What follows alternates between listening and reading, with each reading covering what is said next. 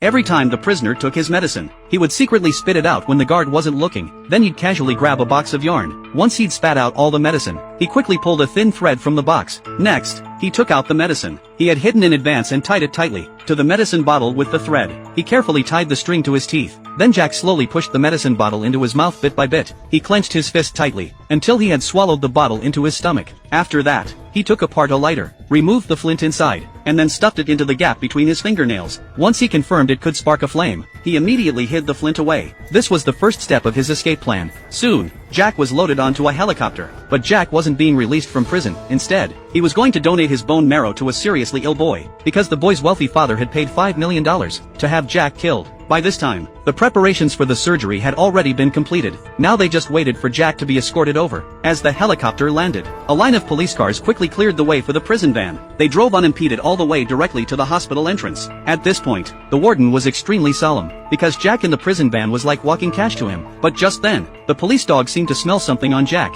only for Jack to scare it off right away. When Jack saw the confidential documents being handed over to the hospital staff, he immediately realized that he now belonged to the wealthy man. Jack looked at the wealthy man in front of him with great gratitude. If it weren't for the man, he would never have had a chance to escape. After learning that Jack was a high-risk, dangerous prisoner, the doctors could only carefully lift Jack onto the hospital bed, without removing his handcuffs. When the doctor responded to Jack's praise, she decided to help him take off the handcuffs. That was when Jack bit open the medicine bottle he had swallowed earlier, because Jack knew that the doctor was about to anesthetize him, so he got ready immediately. The nurse hurried to inject the anesthetic into Jack. After the injection was done, Jack closed his eyes. On the other side, the boy was waiting for the bone marrow transplant. While the nurse thought Jack would soon lose consciousness, little did she know that Jack wasn't passing out at all.